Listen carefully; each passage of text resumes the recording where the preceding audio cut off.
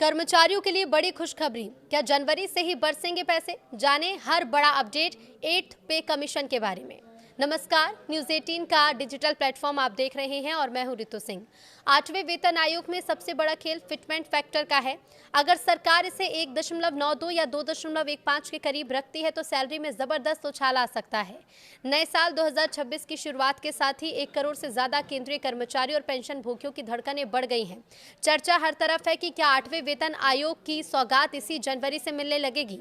7वें वेतन आयोग का कार्यकाल 31 दिसंबर 2025 को खत्म हो चुका है। ऐसे में सैलरी हाइक को लेकर सस्पेंस बरकरार है।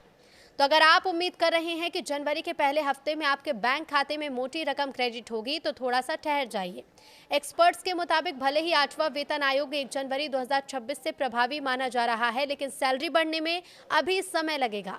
वजह है आयोग का गठन हो चुका है और पूर्व सुप्रीम कोर्ट जज रंजना प्रकाश देसाई इसकी अध्यक्षता कर रही हैं। आयोग को अपनी पूरी रिपोर्ट सौंपने के लिए करीब 18 महीने का समय दिया गया है। उम्मीद जताई जा रही है कि नई सैलरी स्लैब की आधिकारिक घोषणा 2026 के आखिर या 2027 की शुरुआत तक हो सकती है। लेकिन एरियर का क्या गणित है? तो देरी का मतलब नुकसान नहीं है, बल्कि नियम ये कहते हैं कि अगर घोषणा में देरी होती है तो कर्मचारियों को 1 जनवरी 2026 से ही एरियर मिलेगा। मान लीजिए अगर आयोग 2027 में लागू होता है तो आपको पिछला पूरा पैसा एकमुश्त मिलेगा। हालांकि याद रहे कि एरियर पूरी तरह से टैक्स के दायरे में आएगा। 8वें वेतन आयोग में सबसे बड़ा खेल क्या है? तो ये खेल फिटमेंट फैक्टर का है। अगर सरकार इसे 1.92 या 2.15 के करीब रखती है तो सैलरी में जबरदस्त उछाल आएगा। लेकिन इससे जुड़ी हुई महत्वपूर्ण बातें जो आपको जानना चाहिए। जीए का विलय।